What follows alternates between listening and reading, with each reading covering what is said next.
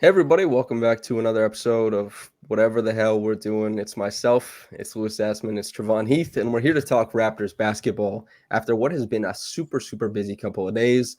I did a marathon round 2 podcast where I sat and just kind of like was a Twitch streamer and Googled around and was like, oh, that's interesting. This guy got drafted at 37. And so I felt bad releasing that as a podcast. So I didn't. So what we're doing here is having a proper podcast to kind of recap everything that has happened over the past couple of days, which have been super busy for the Raptors. If you've already heard me talk about this, or myself and Trey the night of the draft, or myself and Cody day 2, whatever it is, and you feel okay, fine, I'm going to leave that alone. Everything will be timestamped, and you can go to the back end of the podcast and hear us talk about free agent options. I was going to do a free agency extravaganza podcast with Blake. However, we left it too late, so we'll have to do a free agency reaction podcast with him. We're here to talk. Lewis, how the hell are you? Doing good, man. Doing good. We usually only these days get like our one pod a year, right? So I'm happy to be here. I'm good. We get like 4. Is it? I have a terrible memory. You do. Yeah, that's true. I think I got hit in the head as a child. Maybe. I did with I have a scar on the top of my head, which I guess would be more visible than usual as, being bald. But my brother closed a van door on me. The corner hit me in the head when I was like 4 years old. Dude, I closed my car trunk on my head when I was a child. I was just like going to school and I was I put my backpack in the trunk. I was real excited and just bang. My head is totally fine. Nice. That's why your hairline is intact. Yeah, I was about to be like hairline hair. Okay, Trey, I'm gonna bring S in here, but now we got 3. We bounced you out of it. Okay, Trey, how you doing? I'm doing good. I'm really blessed and honored to be with some of the greatest and brightest minds in the Toronto Raptors space, and I'll be here to play my role. That's crazy. S, how you doing? I'm good. I did not get hit in my head as a kid. I'm surprised though, because then what explains the Bolden? What's going on? That doesn't make any sense. It would be funny if that was like the genesis was like getting hit on the head. Yeah, scientists just haven't. Yeah. We're the first people to stumble on this. Yeah. Okay, we're here to talk about the last few days. So basically, I'll recap quickly. Emmanuel Quickley signs for 5 years, $175 million, which is pretty rich. $35 million a year. However, for those who are wondering about it, I believe it starts at around $31 million starting next year. Scottie Barnes inks a possible 5-year, $275 million deal, but more likely, if he doesn't make All-NBA, $225 million, which would be starting around $39 million starting the 2025-26 season. Those two things happen as far as inking deals. As far as on the trade front, Sasha Vezenkov, Davion Mitchell, the 45th overall pick, and a 2025 second-round pick from the Trailblazers, which should be quite good, gets traded for Jalen McDaniels. Why does that happen? Because the Raptors have the ability to take on contracts that are undesirable, and the Kings are trying to get rid of guys with contracts that they deem undesirable. That's how that happens. A good trade in my mind. Then they draft Jacoby Walter. Then they draft Jonathan Mogbo. Then they draft Jamal Shead. Then they draft Ulrich Chomche. This is where we're sitting. We'll talk about the free agency stuff at the end. As I said before, timestamps will be available. We're going to start with you, Lewis, because I haven't talked to you about this specifically. What do you make of the last few days over the Raptors realm? It's busy. I think the biggest takeaway, big picture, is I think they're more or less locked into the top end of their roster. Like their stars, they're pretty committed to those guys. I think Quickley, Barnes got a ton of money. Barrett's contract looks kind of cheap in comparison now, particularly given how he played in the back end of the year. And Pirtle, of course, is long-term money as well.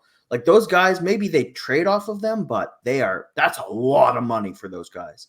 And they just, moved off of a long-term core in OG, Pascal, Fred, because they didn't want to give them the money, and then they just gave that amount of money to their new core. So, that's interesting, but they're really churning through the bottom end, right? For the stability at the top, they're just trying to see what they can get from the bottom, which I think makes a lot of sense.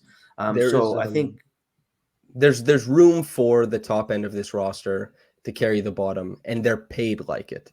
The expectation, because this isn't one of those cheap rebuilds where everybody's on rookie contracts, like it is good next season that I think Scottie makes 10.8 million, but then it rockets up to 38 million or so. These guys with Emmanuel at 31, RJ at 25, 26, Jakob at 20, and Scottie being an all-star level player at 10.8, like the top end of the roster, the hope is should be able to carry the bottom end. However, if they're not very good, given how much money is invested in these guys, you hope at least these contracts, not Scottie's, but otherwise, are tradable without having to attach assets, just like the Sacramento Kings did. I'm going to keep it there. We'll start with Trey. What did you make of the Sacramento Kings trade? I think it was a great use of their cap space. Like, considering where they are, they probably weren't going to be the most desirable destination. Just one being in Toronto, two being not a very good team currently, and they addressed a need with Davion, especially at the point of attack. And there's room for him to grow to potentially be your backup point guard, which is one of the things the team was trying to address as well. I think with getting another flyer with Jamal Shead at 45 and a potentially high 2025 second round pick, I think they maximize their cap space and the opportunity that they have. And now they have two guys within the same sort of archetype. And if one of those flyers hit you, you have massive value by giving away only a few $1 million in cap space. I do think Davion has the potential to be a guy who isn't just on this contract, but perhaps ends up signing another one with the Raptors and could end up being one of those sneaky impact guys who helps elevate the team, who helps elevate other players, and does so, I guess, in a fairly cost-effective manner. Going back to you, Lewis, from your point of view, Sasha Vezenkov, Davion, pick stuff, does anything pop out to you? Are you missing Jalen Daniels, perhaps? If you're Davion, how happy must you be? Like, of all the opportunities in all the teams in the NBA, I couldn't imagine a chance for him to really run with it anywhere but in Toronto. Like, maybe Milwaukee, but there's just fewer minutes to go around. There's more expectation. You miss a couple shots, you're out of the rotation. Toronto, it's like, man, if he really hits the ground running, he shot 36% from deep last year quietly. If he hits the ground running, he's a lot more consistent on D. You see that high end a lot more. It's like he doesn't have to beat out movement shooters and creators. And it's like there's minutes. Someone has to play them. It wasn't like that in Sacramento, right? His on-off defensively was really hurt in Sacramento because they have some really good guards. Like, De'Aaron Fox is unbelievable. Toronto doesn't. Like, Emmanuel Quickley is a good player. I mean, his defense will be helped by having Mitchell there. They could play alongside each other. But I'm really excited. I'm really excited. And if it doesn't work, who cares? Doesn't matter, right? It's just no opportunity cost. So super exciting trade. Is anybody here, because Davion Mitchell's standing in the league is not high. Like, for example, when I expressed back in March, I was like, I would like if James Wiseman is a free agent for the Raptors to potentially look at that, and was met with a lot of people being like, what in the goddamn hell are you talking about, man? How This dare guy you? stinks. Yeah. I think Davion Mitchell, for a lot of people, would engender a similar response. Like, this guy's no good. The four men here, is anybody looking at Davion Mitchell disappointed, not expecting it to turn out well? Forever hold your peace? No? No. So what Actually, I think there's I don't know, not to put numbers on it, but there's a fair chance that he's not in the rotation, right? Like, probably a 30% next season, like 1 in 3. I would be disappointed. Not all year, but by the end of the year, it's very possible. I mean, he's not, like, we're talking about a guy who's not a guaranteed rotation player in most teams on the league.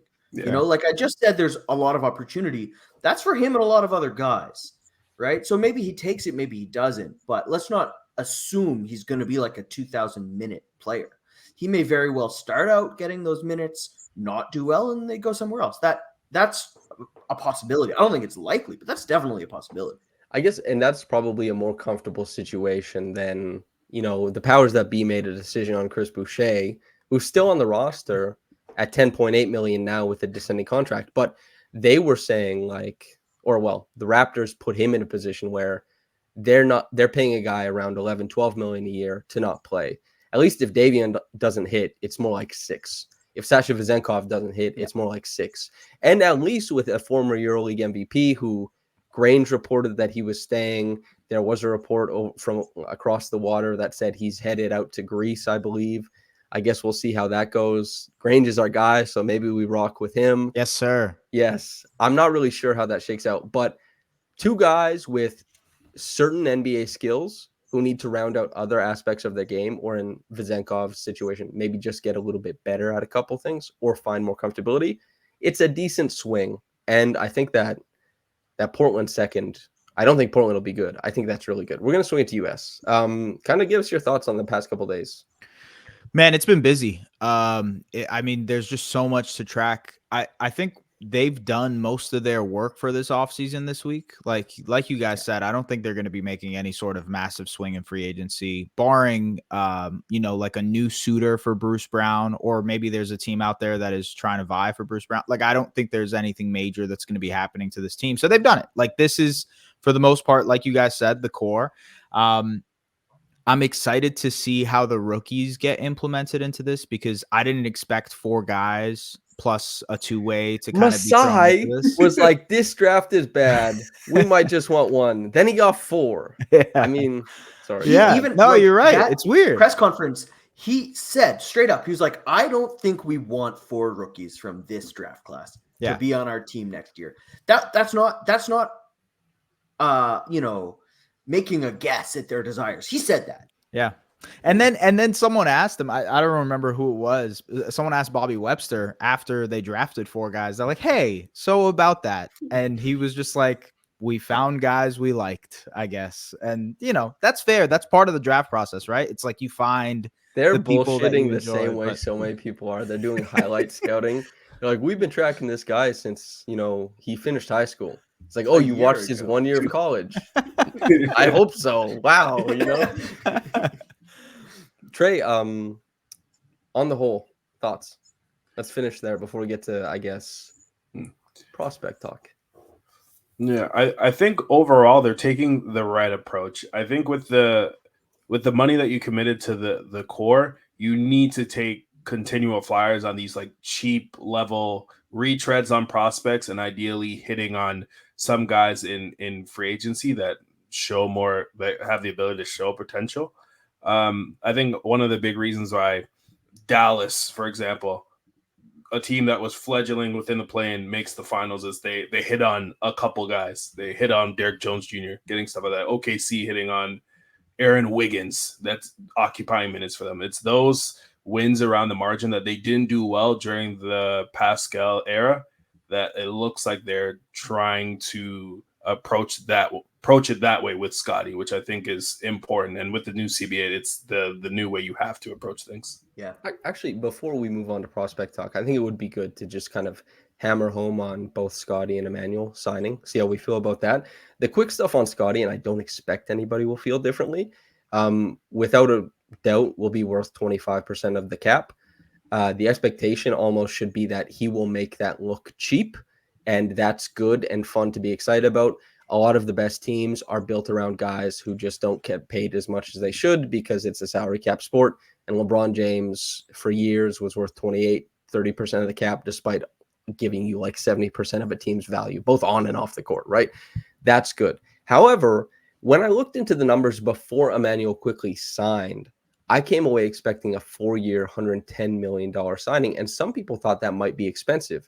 And for background, the only guards who are making $30 million plus AAV that haven't made an all-star game is Desmond Bane, CJ McCollum, Jamal Murray, Jordan Poole, and Tyler Hero. Yep. Jamal Murray is now leaping out of that with the extension. Desmond Bane, I think a lot of people deem him a higher potential.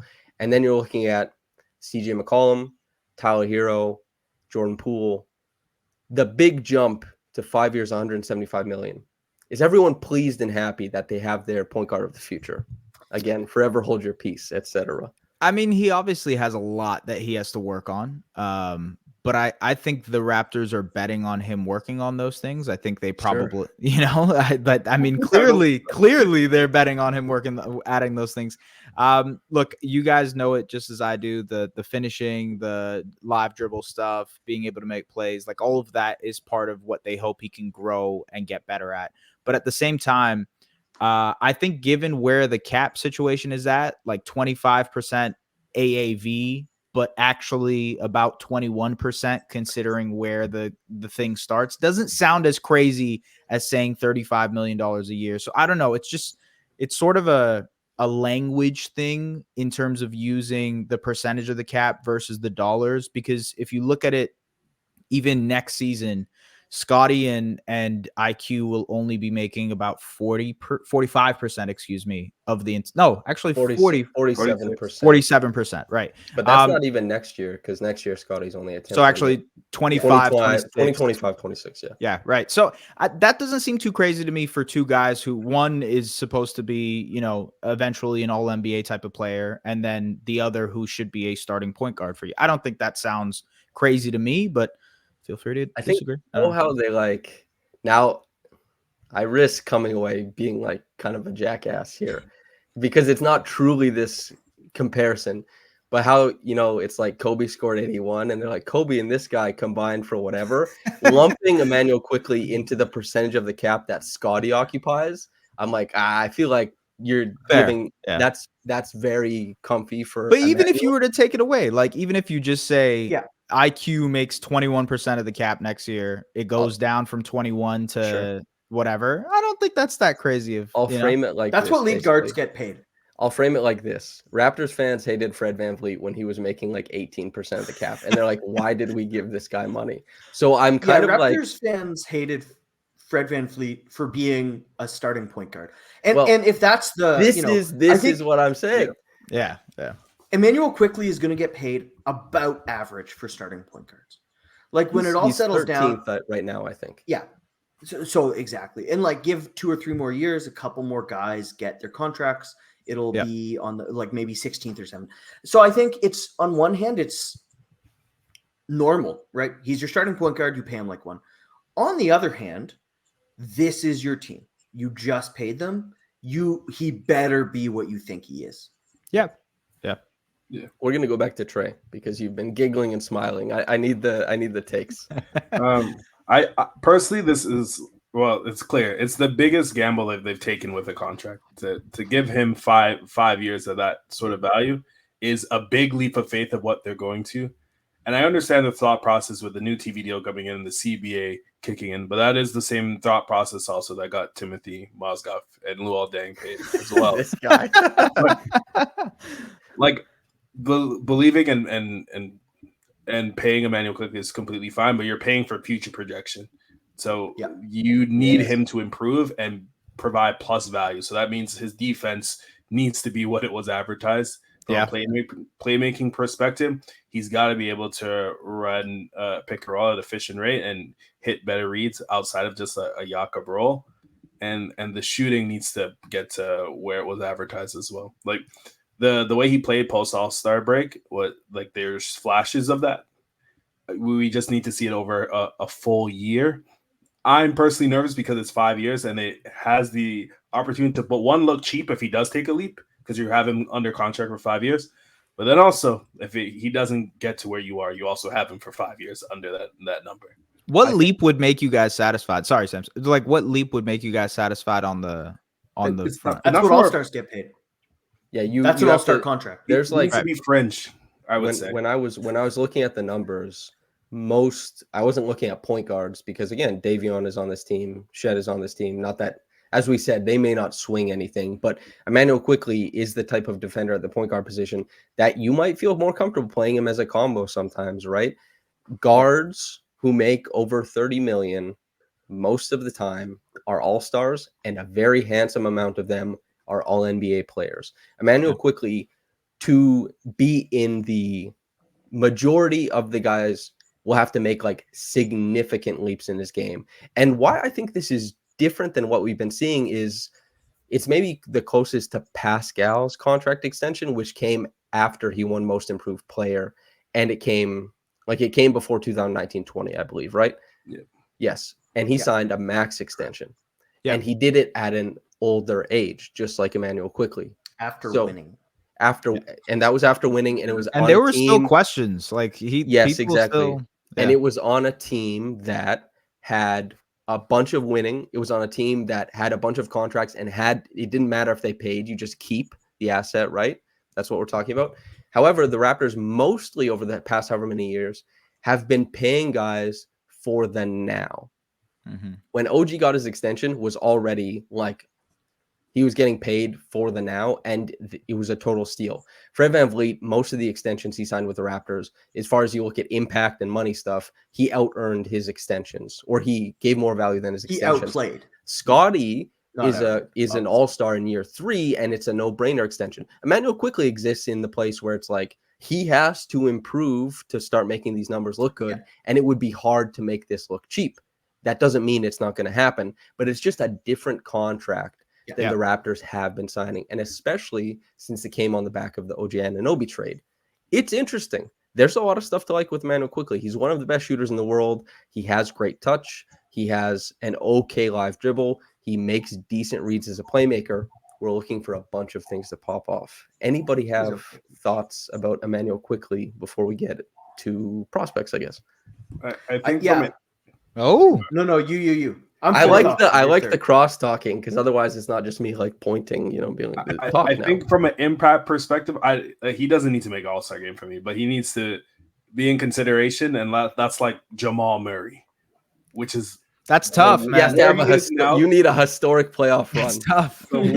Multiple. I need regular season Jamal Murray. That's from where he is from right now to where he is there is a big jump. That's tough. They paid him to make that jump, so he needs to do it. But I also I want more than regular season Jamal Murray. You want a lot. That is it not bad to want a lot? I want good things for him. He wants to be more than that, I'm sure. That's a fact, yeah. He's also not playing with Jokic. Like Scottie's really good, don't get me wrong, but he doesn't get to play with Jokic. Yeah.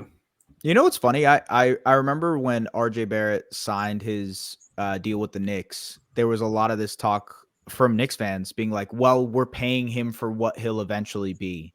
And then they were pissed. And then they were mad. Yeah. For 2 years in a row. It was like, what is this? I mean, I don't know if it works out that same way in Toronto, but obviously RJ has made I think in the half season he played in Toronto, he lived up to that value. I'm just curious to see if that'll happen with Quick. Like maybe it doesn't happen immediately. And then people start already getting mad at the idea that he's getting paid that much. I don't know. I think actually RJ probably would struggle to get that same. I think he made people start to believe like, okay, we can start believing in the future value again, rather than people looking and saying, well, this guy's worth like between 25 and 30 a year. I think he still has before like the NBA or front offices would recognize him as such, but he did so well that people got to start believing again. Emmanuel, it's like, everybody counts pockets, everybody does all that kind of stuff. It should be interesting to see the way that is perceived. And for Pascal, when he signed, as I said, it was similar to Emmanuel. He came out and he dropped 40 in game 1 against the Pelicans. And then he made all NBA the next season. Fingers are crossed. That would be great. Emmanuel, like make an all NBA team. Lewis, you wanted to chime in, I think. Yeah, it just the Overton window, I guess basketball's version of it, is like quite different for the team from what it is for us. Like Samson, you and I were talking about this at the end of the season, arguing about whether he'd make one All-Star team. Yeah. Right. And you thought, no, I thought possibly, right. Because guys can sneak in there. But the window between us, I think we were way off from what the team considers to be the window of conversation. They think he's way better than either of us or will be. Like they just paid him like one All-Star team. Get out of here. Multiple. Right? Yeah. They just paid him like 2 or 3 at least. It's funny, right? And I would be very curious to be in that room because they could have waited, right? He was restricted. Was someone else going to offer him this amount? Like they gave him that money up front, not matching another team's contract. I would be very curious to hear the absolutely honest opinion about do they think that this guy is that much better than you and I thought? Like I'm curious, and we're gonna find out, obviously, because that's how time works. But it's just it's a funny thing, right? Both of our reactions when we heard it, Samson, I was like, that's a lot of money. Yeah. I think the truth serum stuff is interesting. This is what myself, S, and Trey were talking about with our friend Nabil the other day. Nabil was You kind guys of hung out without me? No, we're discussing online. Oh, now you know how it feels, Lewis. Now you know how. Yeah, it you're like all the climbing gym videos. You're like, damn. But anyway, Nabil, I didn't see the numbers, but he was like, no, it's very rare for teams to let guys actually go and get matched. That seems to indicate a problem with the relationship. The human aspect dictates that like you lock a guy up prior. I think, and just to like hedge here a little bit, this is coming across like a little negative probably on Manuel. However, I look at a lot of the identifiers. I look at his game. It's tough to say like 100% like, oh yeah, this is an all-star guard. I think it objectively is tough to get there. I would so love to be wrong. Mhm. And just as a point, if he doesn't get there, he's still a good player. It's just what happens when good players make a lot of money, things sour because it's a salary cap sport. It doesn't matter if it's, Manchester United is overpaying a left winger. It doesn't really matter. But in the salary cap sport, this is the way it goes. Any thoughts on Emmanuel before we shift over to prospects? I'm excited to see if he can exceed these expectations. That's all. Yeah. Trey, go ahead. Hell yeah. I feel it's fairly similar to like Michael Porter Jr. getting his contract personally. And Michael Porter Jr. scored at a very crazy clip that season before he got that max contract. But I am hoping I'm wrong. Okay. Michael, before all the like right at the end of the season, you and I, Trey, we did a podcast where like these are some undesirable contracts that the Raptors could take on. And we talked about Michael Porter Jr., man. But yeah, I like Emmanuel. As I said, when he went to Jonathan Isaac's sermon, it must have been about self-worth because he came and made a bunch of money. Anybody, Emmanuel, quickly, before we talk about Jacoby Walter. Bueller, anybody? Jacoby Walter, 19th overall, Toronto Raptors, out of Baylor. He is a bit of a live wire. When Trey and I first talked about him, I said that I saw a decent amount of upside, but I said I think there's a decent like bust potential there. Obviously, we're all hoping for that upside. He's jittery. He's quick. He shoots out of all types of movement. He gets to the line because he's quick. His handle could improve a bunch, and then all those movement skills get much better. His finishing, you could hope that the touch he shows from beyond the three-point line manifests around the rim. There's lots of stuff to like. If anyone has any hot takes, raise your hand, and we'll go to you first. We're starting with I don't you have a then, hot Trey. take. Oh, go ahead, Lewis. But I have a comp.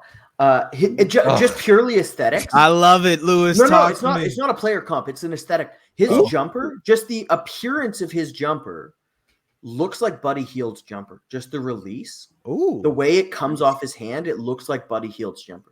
That's interesting. His feet are way different, but up top, I can just the hand. Yeah. I read somewhere that someone was comping his jumper to Devin Booker, which is just the form, by the way, just the aesthetic of it, not the accuracy and whatever. His jumper's beautiful. It is a really watching him shoot. Okay, Trey, we're going back to you. Can you beat Buddy Hield and Devin Booker? I can't say that, but I think it was one of the highest outcomes the Raptors could hope for at a pick like 19. He was a guy that had top 5 buzz heading into the beginning of the season. He played really well at the beginning of the season. Things sort of petered off. From what they're trying to achieve, it's fairly clear they want lots of movement shooting around Scottie to like weaponize his passing and also give him more one-on-one opportunities, like closer to the basket, which makes tons of sense. With Jacoby, I'm really impressed with his ability to get into the line. I don't think you're front and center. I'm just trying something out. ISO. Yeah, let him cook. I thought my internet was fucked. Oh, hold on. But with he doesn't know how to deal with it. That's just freaking me out. All right, I'll just stay on myself.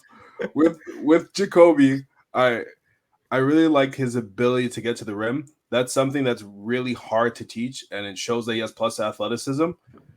The finishing at the rim, that's a skill that's really hard to learn, especially at the frame that he has. He's gonna have to get stronger. I think the swings are two different things. One, if you're able to get to the rim and blow by a closeout, you do have the opportunity to hit pull-up jumpers. And if he is able to hit that a consistent clip, then he'll be able to stay on the floor a lot longer. Also, if he's able to weaponize his tools on defense, because right now on defense, he's like pledged as a 3-and-D wing, but the defense is probably more theoretical. He did really well in his combine agility scores. He has the requisite length, like a 6'10" wingspan. You just didn't necessarily see that on the court. There was games where he couldn't guard Jared McCain, which isn't a great indicator. But he has the requisite tools that can do so, and he shows effort, and that's really hard to teach. So I think with getting a lot stronger, he'll be able to take the bumps that he was getting in college that were disengaging him from his defender. Just as a quick thing, I'll interject before someone takes. So for anybody who didn't know, Jacoby Walter, he's a freshman out of Baylor, 6'5", 195, 6'10" wingspan. That's nice. As Trey said, tested really well in agility stuff at the combine.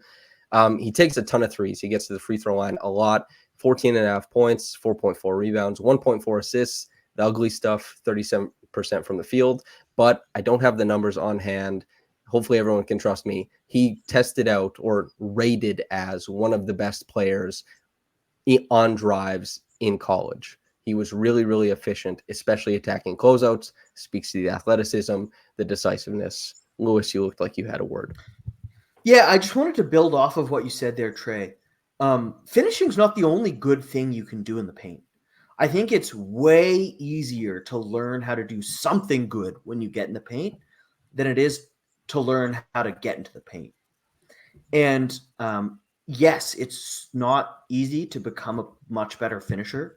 You can make tweaks, but the Raptors have been betting on guys making big jumps that haven't made them in the past. But you can become a better passer. You can use that to draw space. There's a lot of good stuff you can do. And if you can't get in the paint, that's much more concerning. So I think the room for improvement is the window's a little wider than just can he become a better finisher. And it's promising. I think there's a lot of inside the arc promise, even if it was the numbers are rough there. Shot 42% on 2-pointers. That's crazy. Mm-hmm. Yeah. The really good thing is something that scouts look for all the time. Paint touches, 2 feet in the paint. Yeah. He's got a lot of it.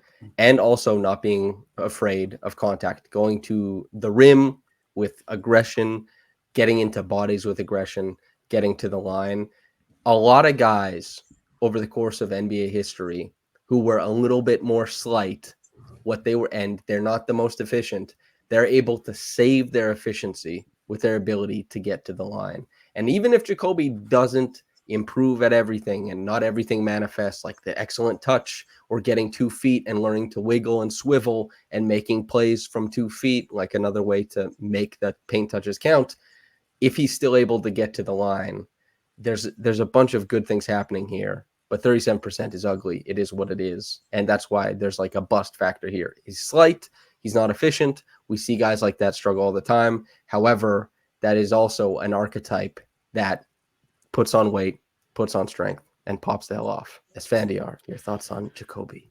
I think overall, the idea that there is a pathway for him to improve all of this is what jumps out to me, because the 3-point shooting is a legitimate skill.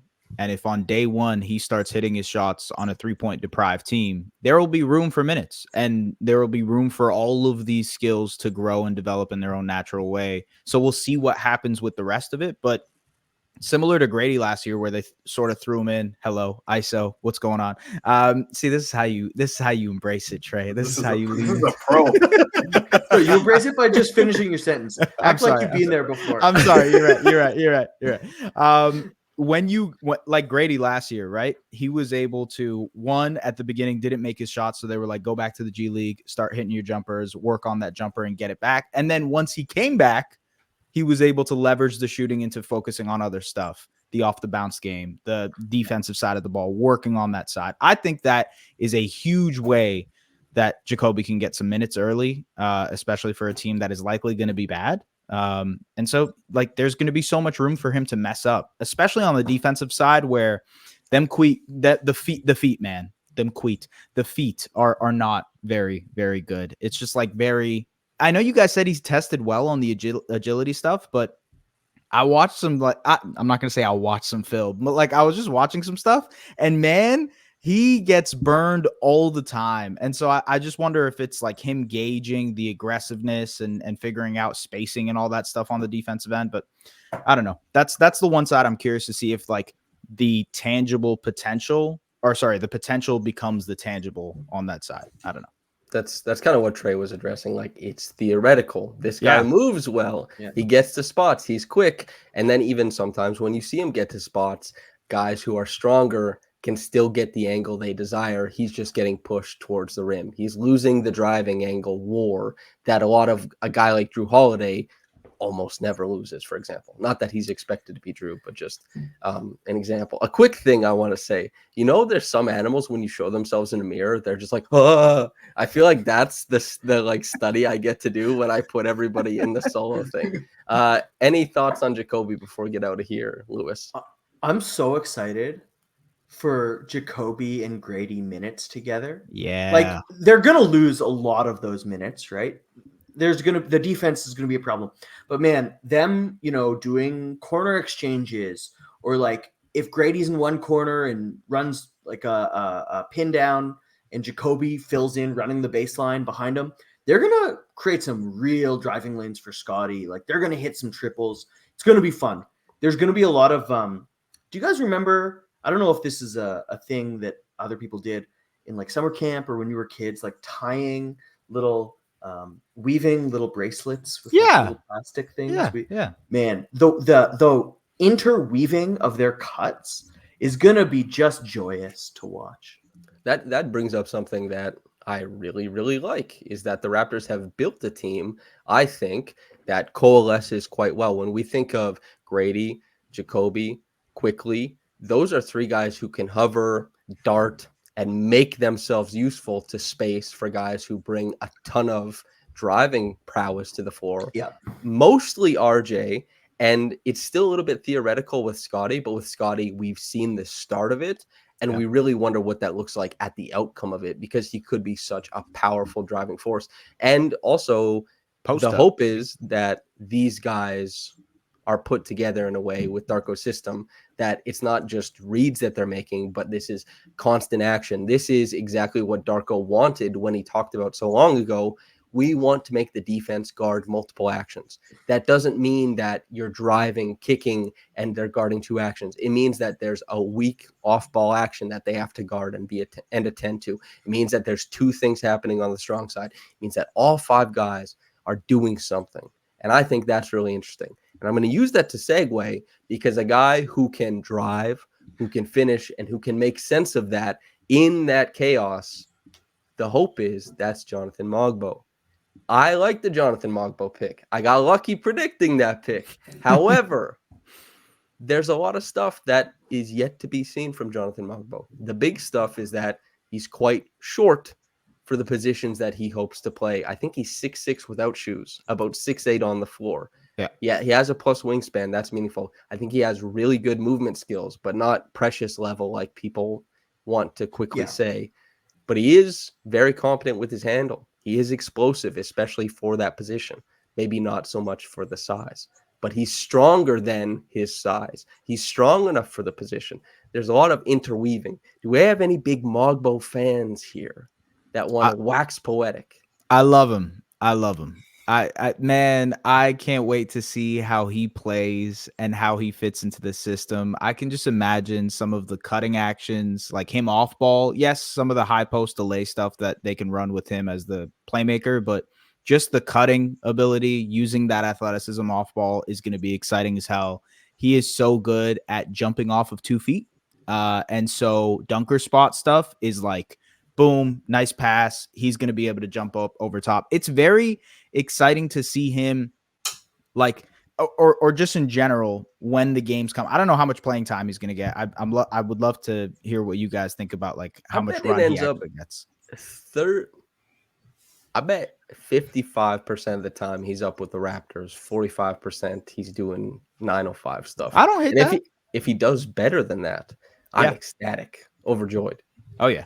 I guess that's my main thing. It's like, what are the skills that he's going to try to pick up in the 905, and what is he going to try to bring over to that side of what the Raptors do? Because I know the 3-point shooting is something that he mentioned in his press conference. He wants to work on that side. He thinks Can we go directly? Travon has been talking big about the Noah board and Jonathan Mogbo. Trey, please, how do you feel? How do you feel about his potential for shooting? The Noah board can do things that we couldn't even imagine. But I like Mogbo. It was one of the guys that we spoke about. And with what the Raptors are creating with multiple guys that can create havoc around the perimeter, you have an opportunity to have these like ferocious play finishers that like reap the benefits of that chaos. And with Mogbo, he's someone that can lead a fast break. He can get the ball after an action and also extend an advantage with it, whether it's his passing, whether that's with his play finishing. Like as a vertical athlete, he's pretty special. Like his dunk percentage rivaled Zion Williamson and Duke. Yeah. That's a nice little stat. I like that. Yep. But back to solo cam for that one. I think I think what will probably determine whether he's a regular season guy and whether he can play in a playoff series is going to be if he can play up. I think his biggest skill set will be playing other bigs, utilizing his speed, potentially getting switches when he's playing alongside a Scottie or a Kelly Olynyk, and then punishing other smaller players.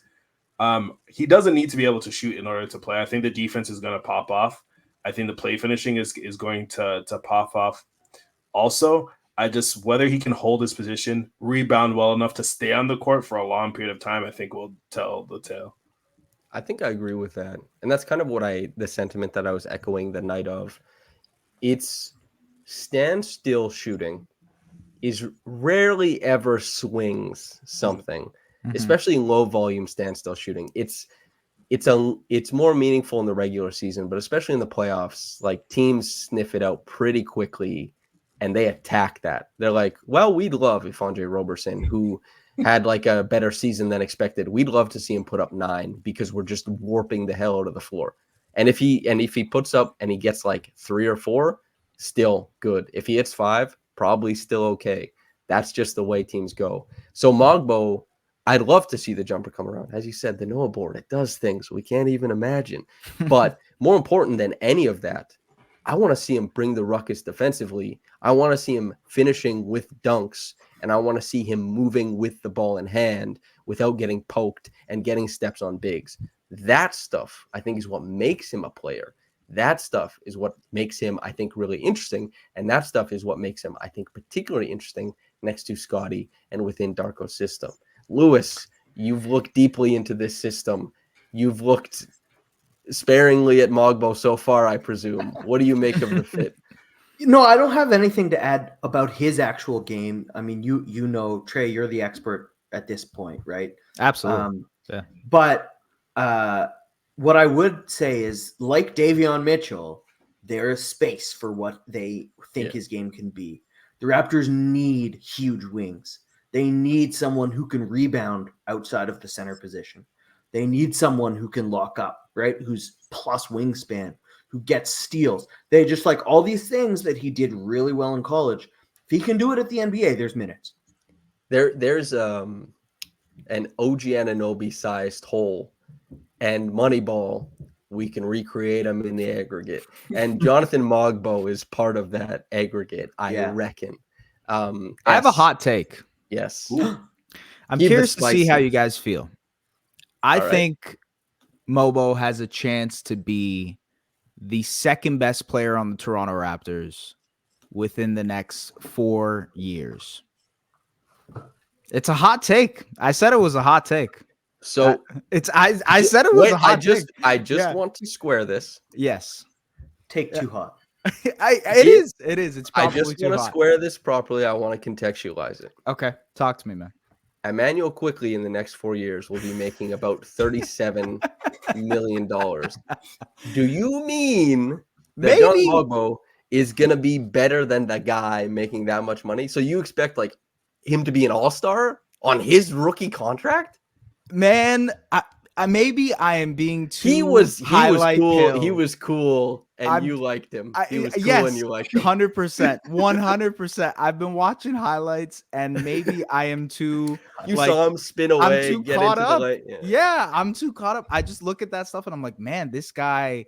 Maybe it's just the flashes that I'm seeing, and it probably is, but it exudes this energy that can turn into a star. Maybe I am wrong. Okay, likely I am wrong, but I don't know. You I better be wrong. You better be wrong. I like that a lot. This is kind of the thing maybe the way I would refrain it, like rephrase it, is that I think he has star potential. Is Sure. what I would say. But yeah, the only world in which he is the second best player on the Raptors is a world in which the Raptors are the worst team in the league by a wild margin. So I like this. Now, this is more optimistic than I would go, certainly, but I like this because I like it asked me about the JJ Redick thing, and we were talking about being optimistic about. And I was like, when they said, Pat Riley comps, they're comparing him to some of the greatest coaches of all time. Why wouldn't you be optimistic? Why in the hell would you ever pick a player who you're not like wildly optimistic about? Why would you ever hire a coach who you're not wildly optimistic about? If you're hiring or like drafting these guys and you're like, we'll see. What the hell are you doing, man? You got to find the guys you care about. So I really love this endorsement. Thank you. Yes, and Trey is looking at me like this guy is a moron, bro. I just hope Emmanuel quickly proves that statement wrong. You know what, what you're doing, you're bearing this on a podcast that, yes, a few thousand people watch and listen to, but you'll clip, you can keep this in the back pocket if nobody's clipping this to dunk on you in 4 years. But if you're right in 4 years, you can pull this out. You're right. Leaving little breadcrumbs. Can I just get like Brandon Clark pre-injury? That's a fine player. That's a hit. Truthfully, that like Brandon Clark pre-injury was awesome. Yeah, that would be sick. That's fun. Yeah. This is Hansel and Gretel podcasting, leaving breadcrumbs for yourself. Very good. Jamal Shead. Let's talk about him. The 45th overall pick, a total badass defensively. People talk about him as if he's legend at Houston. There's a video of him picking up trash like a good Samaritan, and people say, "Oh, sweet boy." Yes, Lewis, you look confused, and for listeners, there's a viral video of a Houston player kicking over a trash can, furious about what's happened at a game. And Jamal Shead stays behind and picks up the trash. This is Lewis likes it. He's like, yes. I love that. Yes. I would draft a player. No, that would add to my adulation of a player who I was already going to draft. Exactly. Especially if at the OVO Center you're noticing trash around places. And since, you could maybe you incorporate like we only have to hire one janitor or custodian because this guy is going to be keeping up. There are different. Spending all our money on Quickley, we gotta cut back. Exactly. That's also Moneyball when he's like, okay, I'll make this trade, but you got to pay for the soda in our vending machine for 3 years. Yeah, Jamal Shead. But anyway, he is like tremendous defensively. And for anybody who doesn't know, Houston played a unique defense wherein when they consider a line of scrimmage defensively, and they play so high at the level because they want to protect the line of scrimmage and keep the ball above it. And this means they play super aggressive. They're an attack style of defense. And Jamal Shead, he's the head of the snake. And people talk about him like this guy.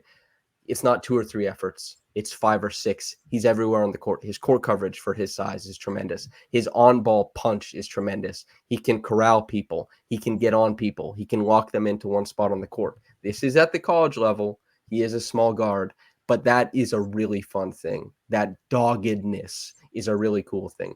And there's some plus playmaking passes.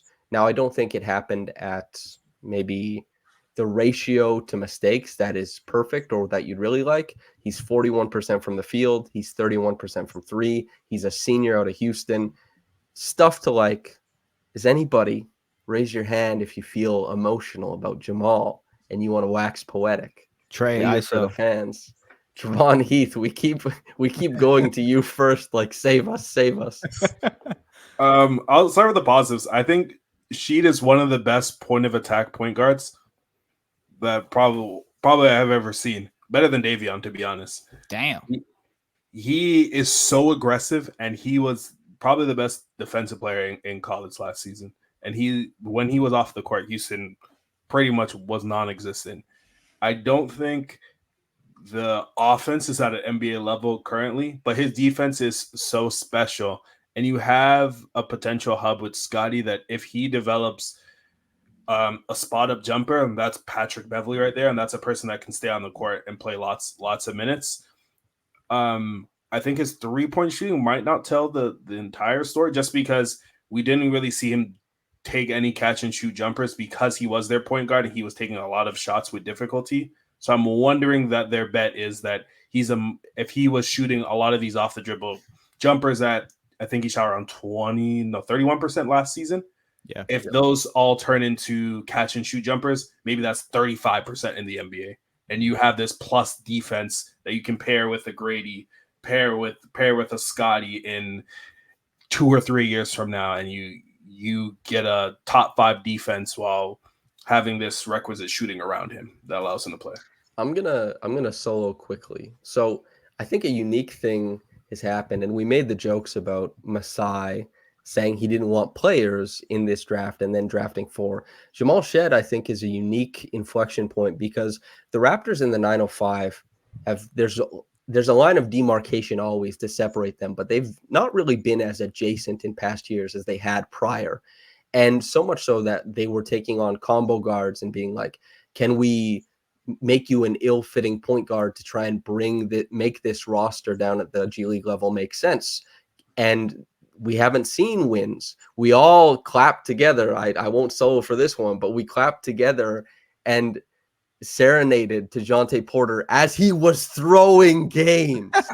That's how hard up people were for good G League talent. And so bringing in all these guys, they will have a good summer league team. It will be worth watching. They have way more talent and talent with upside in the G League system. And Jamal Shead, even if he doesn't have the NBA level offense yet, and we're hoping that he can develop that, I think he can be a great person for that summer league roster, a great person for that G League roster. And that's just the low end of outcomes. And then again, the guy who is calling the shots down there is also a guy who, if he sees trash on the ground, he'll pick it up. We're building character. Yes, I know you have thoughts.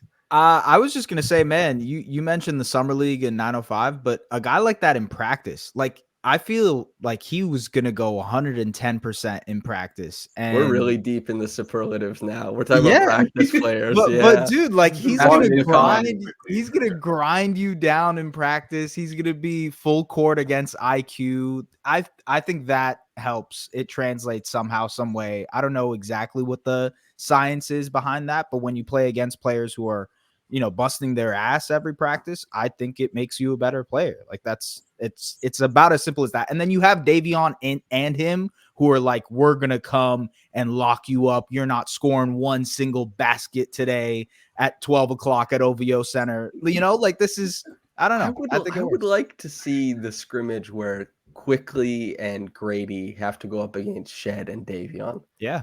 I think that is like gritty, grimy, and a lot of trash talk. Probably. Sign me up. I'm down. That's the reason why I don't think Davion is guaranteed minutes, because he's not the only guy on the roster who can play guard defense anymore. It's nice to not have to need someone who hasn't been, that good in the NBA. Because if he doesn't pan out as guard defender, they have someone who can at least do the job. If Shead is as good at the NBA level, defensively and offensively, as Davion he won't currently be as good. Like if he's within like a rock toss, a stone's throw of that, I'm elated.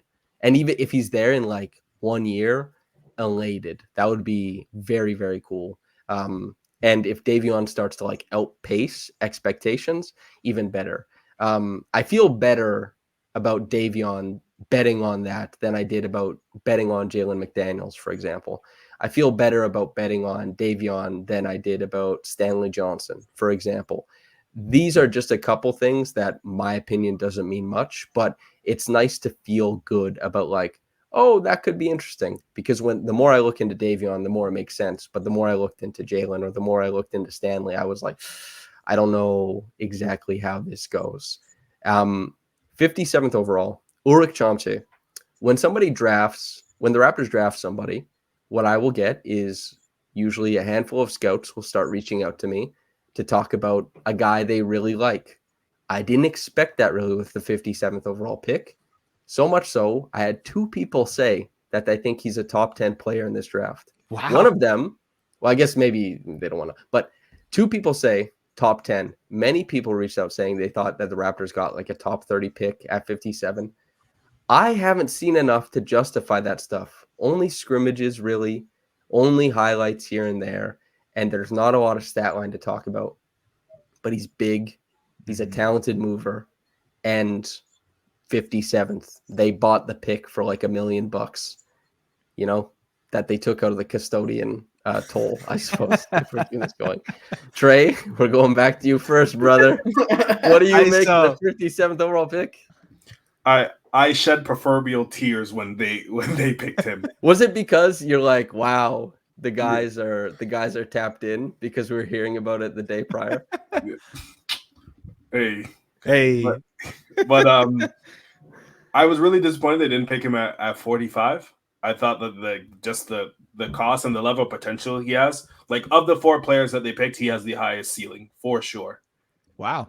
What? That's a pretty bold just statement. Told me that Mogbo is going to be worth $38 million in a couple of years. That's crazy. All-star, man. Chomsky is a very, very good mover. I think where he was getting first round buzz is that he's shown that he has touch from 3. He has touch from the post and showed some passing like within his scrimmage. And to be a true 7-footer with 7'4" wingspan that can move fairly well, that's shown offensive value, there's a ceiling where he's a starter for this team that you're getting at 57. There's a really, really low floor, and odds are that he might not even be an NBA player at all. But if I were to guess, if any of the 4 made an all-star team, I would pick him. Damn. Wow. This for anybody, any Raptors fans, listeners, viewers who are coming on this podcast hoping to be sold dreams, we have basically like an all-star prediction for Mogbo and one for Chomche. Not a prediction necessarily, but we're talking about percentile chances. Yeah. That's fun. Does anybody want to meet this optimism with pessimism or just perhaps another take? Is anybody else sitting on the other side of the fence? I mean, it's going to take a while, right? Like there's going to be a lot of G League reps, maybe 2 years worth of 905 reps. Like I don't know how long or how much of a prospect he is, but given the fact that he only played 3 BAL games and was an NBA Academy guy, like I imagine he just needs reps to get used to the NBA game, get used to the minutes, all that type of stuff. I don't know. I don't know how long necessarily is what I'm saying. Again, like you guys, I haven't necessarily seen tons of film or anything. The only highlights I've seen from him is knocking down those threes in the NBA Academy thing. And I'm like, oh, he can shoot. Okay, that's pretty awesome. So yeah, sign me up if this is a project that turns into an all-star. Funky jumper. Yeah. Lewis, any thoughts on Chomche before we go? Did you look up any fun stats or anything? No, I have no stats. Team building wise, though, they needed this type of guy. Especially after Koloko fell out of the future of the team. Like, really unfortunate for him. Yeah. Obviously, more unfortunate for him than for the team. You hope he's well, health wise. But he's working out again, for what it's worth. That's great. Good for him. That's awesome. But like the Raptors needed to get a big center who can block shots in the pipeline. Probably that's where it ends up, right? But it's just I like to see the way they're building the back end of the roster, what they're trying to add, what they need.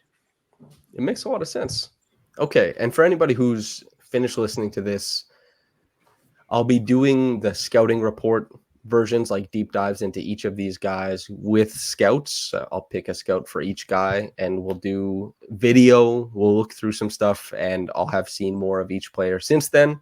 And so that'll be more in-depth coverage that is forthcoming. I also think Brendan Stewart will have a written piece detailing his thoughts on the draft in a couple days.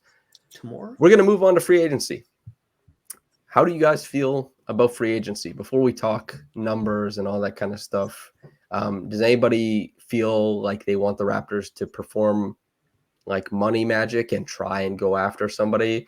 Or are we all kind of sitting around saying the mid-level exception is something? If there's one guy, if I can be the guy who suggests the one guy, Yeah. Patrick Williams is the one guy I'm like, let's go make some money magic. Who are you thinking about, Trey? I thought you were gonna say someone bigger to be. Oh, no. I don't think Paul we're George. in the running for anybody else. But We want another wing that everyone will start comparing to Kawhi Leonard. Yes. Yeah, Get us sure. another one of those. Yeah, man. Wait, pitch it more thoroughly. How do they make that happen? So the way they would make that happen is a sign and trade of Gary, and then the Bulls say, hey, we're gonna extend Patrick Williams, or do like double sign and trade essentially for that. And then I don't know if the Bulls would do that, what the Bulls would want in exchange, likely for giving, Gary for Pat Williams. I imagine they want to keep Pat Williams. So I don't know. I don't know Send how them the Gary Beal tweets and see if they can be persuaded. Show them the tape. Yeah. I don't know, man. I don't know exactly how they would get it done. There's also like a Bruce Brown version of this that could maybe work with some additional stuff. But again, you can't just say additional stuff. You need to actually know what the additional stuff is. And I don't know if the Raptors want to add anything to go out and get Pat Will. So kind of far-fetched, but I would like it. I don't mind the hypothetical trades thing and not even being overly specific, because even the people who get super specific about the trades never end up being right. Yeah. There's like this insane thing where trades are almost never predicted, despite the millions of people who sit on like the trade machine. Trades always look different because you don't know the 12th man that the team likes or something like that. No one would have imagined Jalen McDaniels for Davion Mitchell, Sasha doesn't. You know what I mean? Like that would not a lick. Yeah. I wrote like a free agency piece once for I forget where, being like one team or a trade deadline piece, one trade every team needs to make, and 28 of them were all just like back end of the roster, like second round pick move. Like, and I got 3 right to the T, including the pick. That's pretty awesome. Happened before the piece published. So you're the fucking guy. I had to go in and edit, change it and add a new trade. You've glimpsed beyond the singularity of the black hole. Wow, You're the guy. And you did it guessing second round picks? Yeah, it was like back end of the roster. I was like, well, they need to get off this money. Did you ascend? No, I was like furious because I couldn't. It published after it happened. So we'll see now. I was so angry. I feel like feel like it would be funniest if I pretended that like you're making this up now. No, you can. I had an editor, Ian Levy. It was or whatever it's called. I had an editor for that piece. So there's someone who can vouch. Tweet Hickory at Hickory High en masse, and we'll find the truth of this. Did he ever message you being like, did you? He's like, what the hell? You got these right? No, I think he was like, that sucks. Now change them. Oh, Jesus. All right. Before we talk about perspective, guys, because Pat Williams, I mean, maybe. And he's one of those. Pat Williams is kind of like entering that Kenneth Faried thing where it's like, we could get him. Yeah. You could get Pat Williams on the Raptors. And if he signs like an okay RFA deal, I imagine that candle will burn for many people for some time. But Bruce Brown accepted. Well, not accepted. I mean, I'm sure he was happy about it. He was like, hell yeah, dude, this rocks. He immediately went to Instagram Live and started trash talking Hoop Goose. He was taking his W's. Does anybody, while you guys were poking around, maybe most likely based on some of the work you've done, any thoughts on Bruce Brown going to a place or a place wanting him? Now, I don't know. I don't know, because it has to be a team that has cap space. So, well, actually not necessarily, but like what team would like an expiring salary that is willing to give up long-term salary for extra picks is basically the way you're working. And so who want me? How about like the Atlanta Hawks with DeAndre Hunter, or the Golden State Warriors with Andrew Wiggins, or Who else wants to get off salary? You know, like that. Yeah. This is sort of the type of conversation you're looking for. And I'm sure there's other guys like John Collins of the Utah Jazz. Hello, come on down, Mr. Collins. You know, like these are the type of players you're looking at if you want to take on long-term contracts. I remember when Collins put up 20 and 10, and I was like, whoa, Yeah. this guy, and he was shooting the three. I was like, this guy's going to be a star. It didn't happen that way. Yeah, Bruce Brown, speculation. Anybody else have any interesting speculative thoughts about the man with the cowboy hat? I do think with Toronto adding 4 rookies, that does change the texture of what they want the roster to look like. I wouldn't be surprised if Bruce Brown, Gary Trent, Chris Boucher, 2, maybe 3 of those guys are even on the roster next year. Like you quick. don't want. Can we do a Right. round table? Yes or no? Does Gary Trent Jr. play on the Raptors next year? I say no. S? No. Trey? No. At 4 Lewis? Yeah, for all Okay. 4. Yeah, all 4. No. Okay. But Keep going, Lewis. I just think you have guys you want to develop. You don't want too many of those players.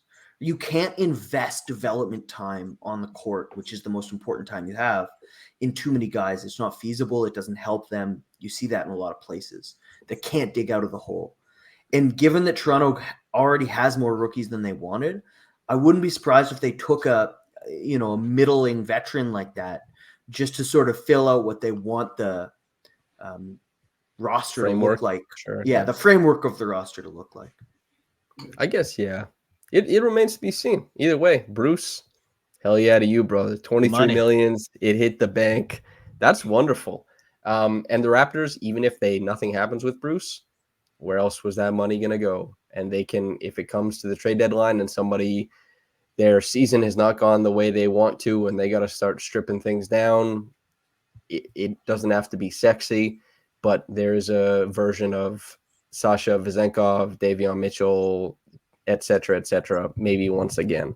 And also, Bruce Brown, perhaps if he brings the lunch pail again, there is a version of events. He's a playoff rotation quality player who did not play that way for the Raptors. Perhaps he does. And in that case, like, God bless. Any other thoughts on Bruce before we talk about potential free agent guys? I just think you need to view Bruce as probably your free agency. If you are going to take actual salary back, you need to get a prospect or a pick that's just worth developing within your future. Yeah. And if I were to guess a likely outcome, like Chris Paul's potential team option expires tomorrow. I can see the Warriors saying we can't take this L. They pushed it. They pushed it. They pushed it again? 2 weeks, yeah. July 13th or Jesus. something. Yeah. Scrap the last 30 seconds. They're not trading for Bruce Brown. We don't get to make the joke we're making about practice anymore. Between big media right there. Always on the ball. Thank you, S. Nah, whatever. Okay, well, so no CP3, but I have a list of guys because I figured we all have ideas, but people want to hear about people that they are interested in. The highest return when I sent out the tweet, like, who do you want us to talk about, was Goga Bitadze. And then also Naji Marshall was in there Hell a lot. yeah. Saddiq Bey was in there. James Wiseman, we got a couple of. And Caleb Martin and Jalen Smith. Those are the guys I want to talk about. So we're going to talk about Goga first. I'm going to lead with what Goga fans want to hear the most, and it's different than every other fan. 93rd percentile in defensive box score or EPM. If you like Goga, you are looking at EPM 100%. 5 points a game, 5 boards a game, 1 assist, 1 block, 15 minutes a game. His defensive on-offs are actually a negative, but that's because Jonathan Isaac came off the bench, and he is whatever the bird of Helmer Rock is from the Legend of Zelda Wind Waker, a fearful bird that will crush you. And anyway, so Goga Bitadze, does anybody have thoughts about him being on the Raptors? Would be super down if he was on the Raptors. Wendell Carter Jr. got hurt for Orlando like 20 games in the season, and Goga just stepped in, and Orlando just kept churning on. Like, it did not really affect what they wanted to do on either side, really. Like, he was a pretty good roller to the rim. Like you said, the defensive numbers sort of match. I'm a fan. And like, depending on how much you have to go out and spend for a guy like that, I imagine it wouldn't be too much. Partial MLE, I presume. Probably. Yeah. I don't know. I think it's more than that. Fair. Oftentimes, when a guy plays really well in a contract year, if you want to steal him on your team, it's going to cost. Look at Bruce Brown, for example. That is fair. Yeah, but they gave Bruce Brown that contract because Indiana was already like, we're going to try very hard to trade for OG Anunoby or Pascal Siakam, and we need trade ballast. Like, that was like cooked in. It's kind of like it's kind of like Fred VanVleet is not going to get $42 million if you run the numbers a million times. But the Houston situation dictated, like, I guess he got. But it's not like Bruce Brown's other option was like $4 million a year. No, it wasn't. No, not 4. Yeah. Probably like closer, like probably like 16. Yeah, 17. That which is still getting paid. And I think Goga, like, I am against in general paying guys who have a good half season for someone else. That is the Gary Trent Jr. 3 years, $54 million. Yeah. That's fair. Okay, so Also contract years, though. Yeah. Wait, but if you want to sign a guy, it has to be their contract year, right? I prefer him to have a bad half season for someone else. Wait. So who had a bad half season that you're poking around on? We're gonna talk about Zeke Naji. What? It's not Zeke Naji. It's not Zeke Naji. It's Naji Marshall. Zeke Naji. Oh, Naji Marshall. Yeah. Zeke Naji is still under contract, is he not? Yeah. He got like $8 million from them. Yeah. So we can talk about Zeke Naji, but you have to start cooking up a trade, I think. No. I'm out. Go to someone else. else. Wait. So at round table, any thoughts on Goga before we get out of here? I think like for their development, you need to have some sort of competence. Like when Jakob got hurt, that was non-existent. Yeah, they shattered. Yeah. So if you want to put yourself in a position where you always have a solid defensive center that can allow some like defensive and net players to play minutes and still be competitive, I think it makes sense to have a backup center that can fill that same void. It's if they do have to, I understand exactly what you're saying, Trey, and I do think Goga is there and would be capable of doing such. The tough thing is if they're paying like a center tandem that is just not great. If they're paying a center tandem, like let's say they go like close to full MLE, let's say, and even then they're paying next year, like maybe like $45 million. I'm out. Chris Boucher, Goga, and Jakob. That is kind of hairy, maybe, but notable. A guy who might be, because wing players who score 7 points a game typically don't get a ton of money. Naji Marshall, who was suggested many times over, 7 points per game, 3.5 rebounds, 2 assists, 46% from the field, 39% from 3, and he's good from both the corner and above the break. And this is something that isn't just a one-year thing for him. He's not bad attacking closeouts, and the Pelicans were much better defensively with him on the floor. I think he was a valuable wing defender. Naji Marshall, he talked a little shit when he was in Toronto too, to Garrett Temple, I believe. A little fire in that belly. How does the round table feel about Naji Marshall? Naji would be like near the top of my list of people you'd want in free agency. The Raptors like are in a situation where they probably had all the wings in the NBA and now they have none of them. They're very guard heavy. So they need to have a guard that can allow their players to play down and play at the position. I think often the challenge of having both Scottie and RJ on the court together is that neither one probably should be guarding the opposing team's wing. And Naji can fill that void. He's really good defensively, and he doesn't take up any additional reps from the guys that you're trying to develop. He can hit a corner three and fit seamlessly within the roster at a very cheap salary while not really taking away anything from what you're trying to accomplish. So I think it would be a nice cheap salary that if hey, if he pops off more and he's hitting more threes than the perspective, that you could possibly flip down the road. I'm going to say something that is nonsense, but I think will make sense. If the positions are 1 through 5, the Raptors, they have a 3.5 and a 2.5, but they don't have a 3 on the roster. And Naji could potentially be that if you're just looking to have numbers on the squad. Lewis, I'm sure you have thoughts on not Zeke Naji, but a different one. Yeah, I'm much more in on Naji Marshall. Sorry, I misspoke. But no, I'm well, much actually, more I was in. poking around for James Wiseman reasons on defensive rim percentages, and Zeke Naji's actually like popped the hell off this year, just as like a fun little thing. He's a talented piano player. Is he really? Love that. Yeah. Okay, for the vibes. I think also like when you're looking at what might not work for, because guys, you're going to sign someone who's not a star, right? It's 7 points a game. That's really, you don't have the money for more than that. You have to think about why guys didn't play, for example. Why is it 7 points a game? It's like New Orleans has a lot of wings. You're playing behind a lot of threes. Toronto does not. Like Davion Mitchell. Jeez, what's going on? It's too late. I'm up early. Like Davion Mitchell, I think the opportunity in Toronto would be much larger than it is in New Orleans. I'm much more in. The jumper, I'm not a shot doctor. I can't really. Do you guys believe in the jumper? Because it was 38% last year. A lot of time at 30% or below in previous years. 31 on his career. Do you guys believe in the jumper? I do, and because he hit above the break threes. Okay. It's not just corner threes.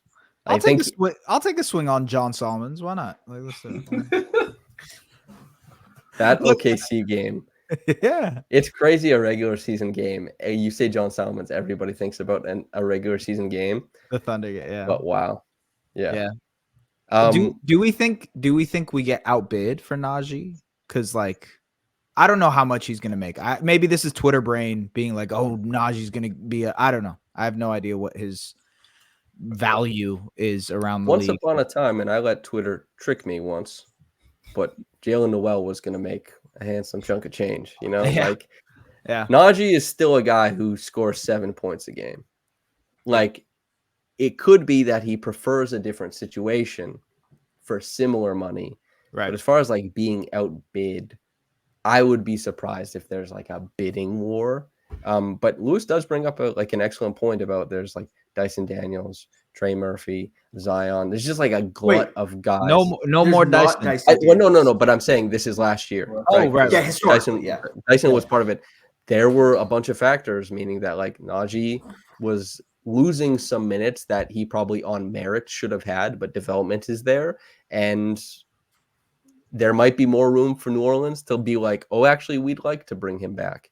But there also might be Naji's well, maybe I can go make some money in Toronto. I guess we'll see. Any Naji thoughts before we move on from him to another wing who I'm less excited about, but who has sexier numbers? Saddiq Bey shares a last name with one of my favorite rappers, Yazin. 13.7 points, 6.5 rebounds, 1.5 assists. These are big numbers. 41% from the field, has never been above average at the rim.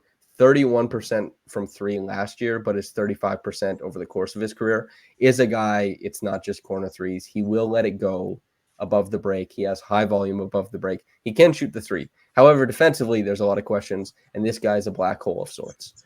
Saddiq Bey, does anyone feel good or bad?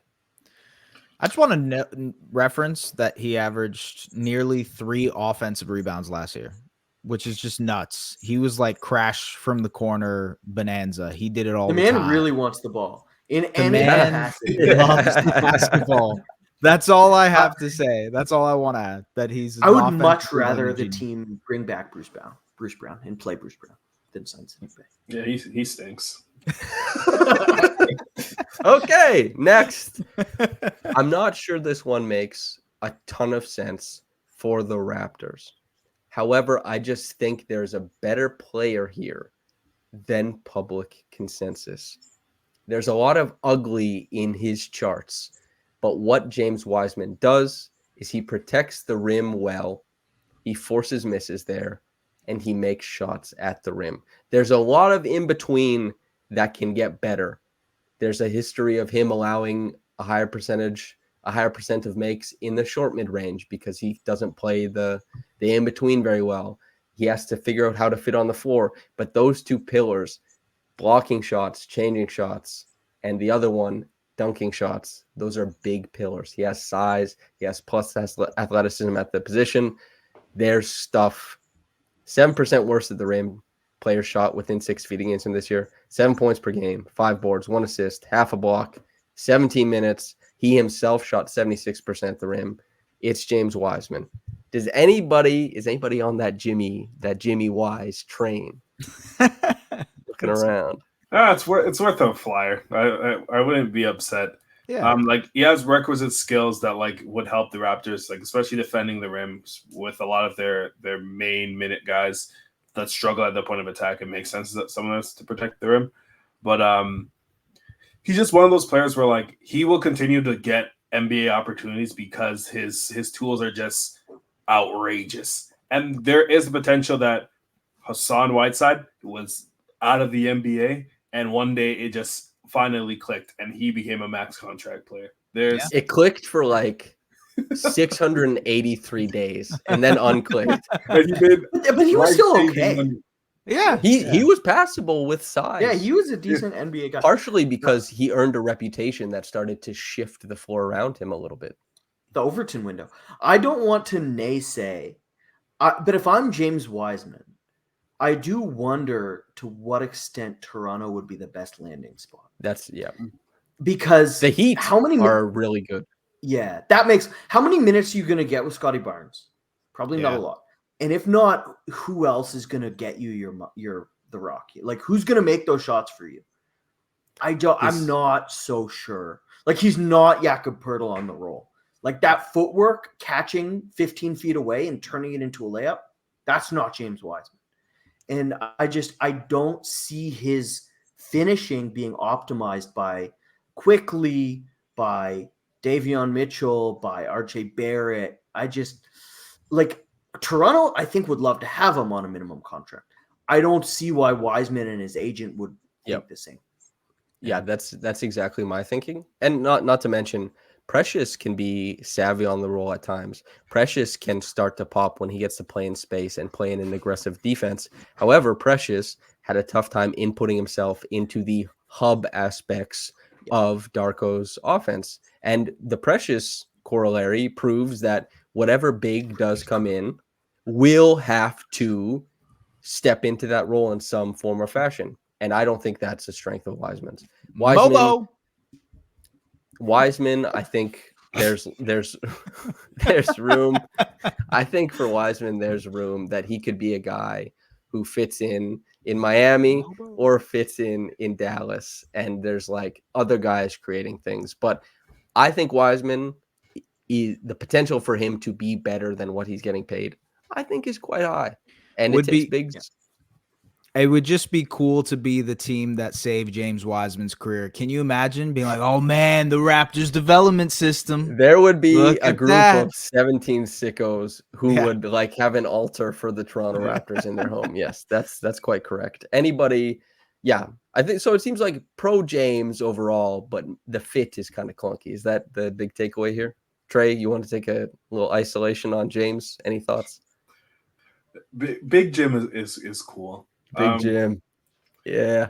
I think if he is able to pop off early and do earn minutes with Scottie, I think your thought process is that Scottie did really well playing with Koloko, and James Wiseman has even better tools than Koloko had.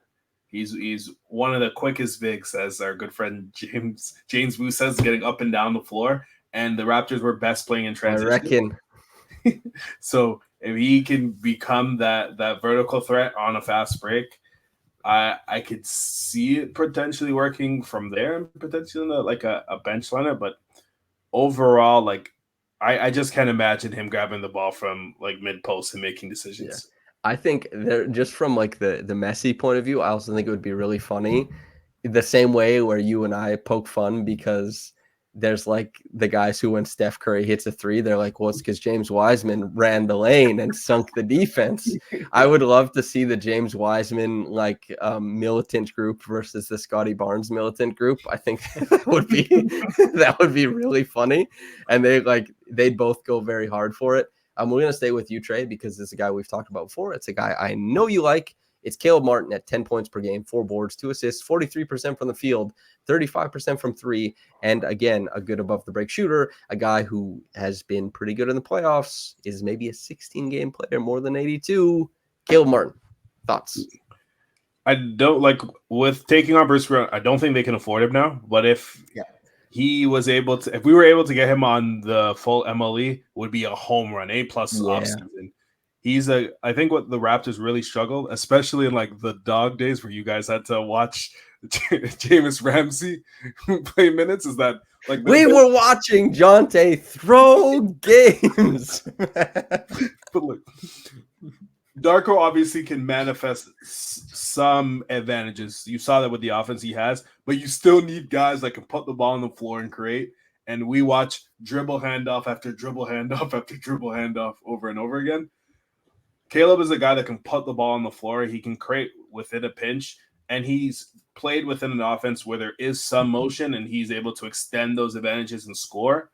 I also think he's someone that if you don't think heading into training camp, Grady's ready to start, you slot him in the starting group, and they're a very scrappy, competitive group. Or if he comes off the bench, he could be one of your main creators off the bench. Super snub. Big opportunity for him as well. I think it's a win. It would be a major win for the Raptors. And even if they were to do any magic for anyone, it would be for him. And maybe Gary finds a location and they use that sign and trade to get Caleb's something in that vein, because I think I'm unsure if Grady is ready physically to start. You could do a double sign and trade. I was gonna say that would be really interesting. Actually, you're saying it. Go ahead, S. No, yeah. I mean, same old, like just double sign and trade. Gary in Miami would be a neat fit. They need the shooting, right? And then on the other side, Caleb Martin gets more opportunity in Toronto. It'd be cool. That would make sense. I don't know if that necessarily works money-wise or cap-wise or anything like that, but would be cool. Someone's going to have to pay Gary Trent Jr. like $15 million. Yeah. That's the Gary stuff is interesting because Gary's cap hold right now is like $28 million or close to it. Mm-hmm. So, but I do that's exactly where my mind went as well. It's like, I don't know. Does Miami think they're losing Caleb for sure? Does Caleb want like an opportunity to start in the NBA? How many teams could offer him that? And how many teams could offer him that next to a competent big man, a competent offense, a budding star? And honestly, like the Raptors, they could shake things up in the future so much so that like Caleb could keep a starting position, whether it's at the 3 or the 2 for some time, or be a 6 man. Like there's growth potential there. And I like Caleb a lot. You love players who shine brighter during the playoff. Like that's tremendous. Lewis, any thoughts on Caleb? Oh no, honestly, I have nothing more to add. I agree with you completely, Trey. Like if you can afford him, big ad, like awesome. Yeah. We got one more left. A big man who I just covered in the playoffs during Indiana's playoff run.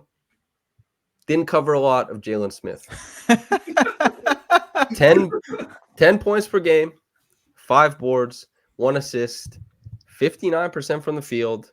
Had cool goggles, had a big year from 3 at 42% percentage-wise, pretty low volume. Is kind of a run-of-the-mill end-of-bench big when you think about his defensive utility. The thing that gets everybody going is that 3-point percentage, which is low volume, and also he is, a beneficiary of the Indiana offense creating easy looks for big men at that 59%. We saw efficiency that we hadn't seen otherwise from him. You, Trey, you have advocated for this man in the past when he was on the Phoenix Suns. Do you still feel similarly? No. Look, we're like almost we're an hour and a half into this. If you could take away one thing from this podcast, it would be remove yourself from the shackles of standstill shooting. Like, like if their shooting isn't being guarded, you aren't creating actual like chaos within the offense. The team is letting you get those opportunities, and that's where most of Jalen Smith's shooting comes from, and that's why he couldn't really play in the playoffs because he wasn't adding more additional spacing. Like one night when he was in Phoenix, like what I wasn't necessarily looking at him as like a shooter more so. Yeah, was him being able to pop off like athletically as a rim finisher, and he hasn't shown like willingness or like ability to do those things. And with the Raptors, they have bigs that are more dynamic, and they ask for them to pass a lot. Like guys like Kelly, guys like Jakob, and he isn't necessarily a fit. Like ideal world, he's like a Boucher, but Boucher is even fallen out of like favor from the organization. Yeah, it's I think the numbers are more friendly than the game is. I think Jalen he got minutes in an offense that churns out numbers, particularly for a guy like that. And that's kind of where I'm at on that. So I wonder what happens with Jalen, because I don't know if he's going to have a role with the Pacers going forward, because I think the Pacers are going to try and find a lot of Pascal Siakam and Obi Toppin stuff. So I guess we'll see. Does anybody else have thoughts on Jalen Smith before we wrap this thing up? The defense. What do you want from a backup center? Like, I think Toronto is in a position where they want specific stuff, not a whole lot else. I would rather play Kelly Olynyk at backup center. Like, even if you had Jalen Smith on the team, I'd just probably rather play Kelly. Like, I think they do need a big. I just don't think that's the guy they want. You know who I really want like as a big, but it's probably too much. You're not going to be able to pay him. It's like right on the line where you're like, maybe Andre Drummond. That would be cool. Sure. I think he would work really, really well. Like defensively, crash the glass, all that type of stuff. He's also been like a guy the Raptors have liked before, but I don't know. Like when Masai was like, You mean Andre Drummond is not better. Andre Drummond is not better than He's like, this guy is trash. Bring JV. I wonder if it would be hard for them to like get him because quote proliferated. Andre has heard that quote before, like 100%. I wonder if he has like the inverse where he's like, I just want him to love me. Like if he wants Masai, he wants. Yeah, it depends on the psychology of Andre Drummond. Yes, exactly. He yearns for that. You know. Let's think the psychology of a man who can rebound the hell out of the basketball, dates a former iCarly star. Can we get him in Toronto? These are the interesting things about it. I think that's a good shout. That's interesting. Not one suggestion for Drummond under the tweet, for what it's worth. You're a free thinker. Yeah. You know what I mean? Unbound. Yes. Any other thoughts before we get out of here? All right. I love a little dead air. I'm okay with it. It's powerful stuff. Lewis, say your piece before like everyone has an opportunity to plug whatever they choose. I'd like you to plug something. Oh, I got a piece. Thank you so much for having me. It's a pleasure, Ask Trey, to see you guys. This is a blast. Thanks, guys. Trevon, it's your turn now, brother. I have nothing to plug, but I'll continue to retweet all of your guys' stuff. You go and look at Trey's timeline. It's like one take every 3 weeks about the hot topic at the time, and then it's like an S piece. Although he's been tweeting more, I've noticed that, Trey. You've been tweeting. You've been tweeting more. Yeah, like it's because the draft was happening. Try and tweet less. Yeah. It's probably, we switched personas in the season and during the draft. In the off season, I've sent like one tweet since the season ended, I think, other than just like, this is a piece I wrote. This is a piece I wrote. Yeah. I don't stop tweeting, but I tweet a lot less. Like when there's not games, it's like, what the fuck am I going to say? But then I started tweeting about the biology of orcas. You know, they have a pelvic bone, which seems to indicate that they used to be in like an land.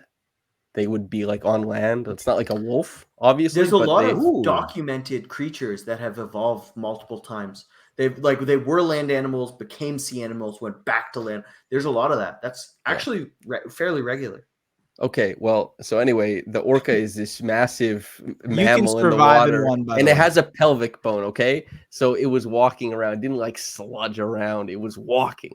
So anyway, orcas are cool. Lewis, hate all you want. They are not regular or normal. So S, go ahead. I just want to say that you can survive in a whale for 3 days. I No, believe in you. I think I you looked can. this up. I There's no way. believe you can. You don't think he can? I think he Where'd can. you get that man. from? Moby Dick? So No, what was the backstory of that? I forgot what it was. I randomly tweeted that I was trying to figure out if I could survive in the belly of a whale in time for Father's Day. And I thought that was a funny little joke. But then I went up and looked at it, and it told me that there's only about 30 seconds of air in the whale, and that its stomach muscles would crush you immediately, and so you die. You can't survive in the belly of a whale, as it turns out. Damn, Yeah, that's depressing tough. stuff. That is tough. Lewis, before we go, do you have any interesting lodestone animal facts? Lodestone animal facts. My son loves horses. A horse boy? It's like Perhaps Barbie, It's horses. like the movie. Yeah, Oh yeah, yeah, the horse is the patriarchy. yeah. Super into Let's them. go. When we sing Old MacDonald Had a Farm, he gets he- to choose which animal. Yeah. 80% chance horse is coming up first. Wow. You think he'll be a Pistons fan growing up? No, he loves the Hawks. He was enamored with the Hawk when we watched that game He together. liked the Redbird. He was big into the Yes. Redbird. And when we Nice. watched the Super Bowl together, the tears because there was no Redbird. I'm telling you, man. Where's the bird? Yeah. All right. Yeah. That's like Anyway, he's going into his 4th year of college. So That's like I saw such a good tweet, because you know how some people do, they pretend their kid said something profound and then tweet it out. They're like, my kid said this. Ruth saw Conda the- forever. Yeah, exactly. Ruth Conda Forever is the best one. I saw one today that was like, my son looked at me and said, "Daddy, do you think these rioters vote?" and then he said, "He's 46. He's a Vox journalist, and I fucking hate him." Anyway, all right, everybody. Thank you for tuning in. It's no point in pointing out that there's timestamps at the end of the podcast. You already listened to the Dagum thing. Feel free to like and subscribe. It helps out the channel. It's a good thing. And subscribe over at Raptors Republic if you so please. Check out all these fine men on their socials if you want to do that. And for myself, thanks for listening. Okay, everybody, whether you got into this in the morning or at night, have a blessed day and goodbye.